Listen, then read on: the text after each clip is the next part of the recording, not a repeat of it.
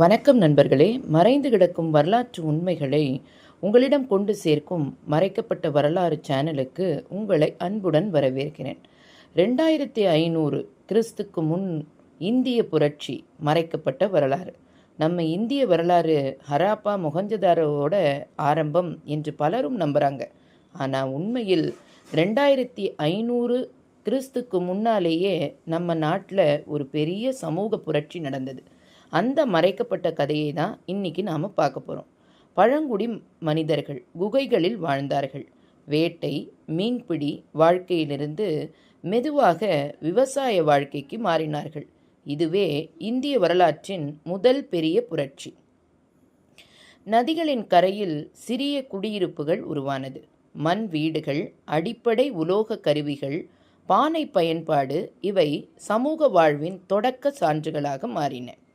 2500 கிறிஸ்துக்கு முன்னரே இந்தியர்கள் தாய் தெய்வ வழிபாட்டை ஆரம்பித்திருந்தனர். பிரசவம், வளம், விவசாய வளம் ஆகியவற்றின் அடையாளமாக களிமண் பெண் சிலைகள் உருவாக்கப்பட்டன.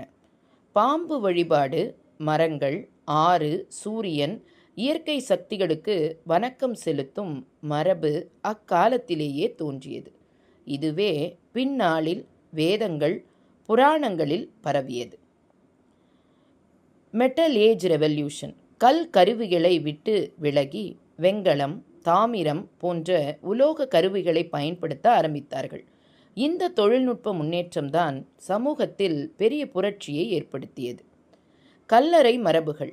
அடக்கச் சடங்குகள் வழியாக மனிதன் மறுமையை நம்பத் தொடங்கினார். கல்லறைகளில் பானைகள், கருவிகள் வைக்கப்பட்டது. இது ஆன்மீக சிந்தனையின் தொடக்கம்.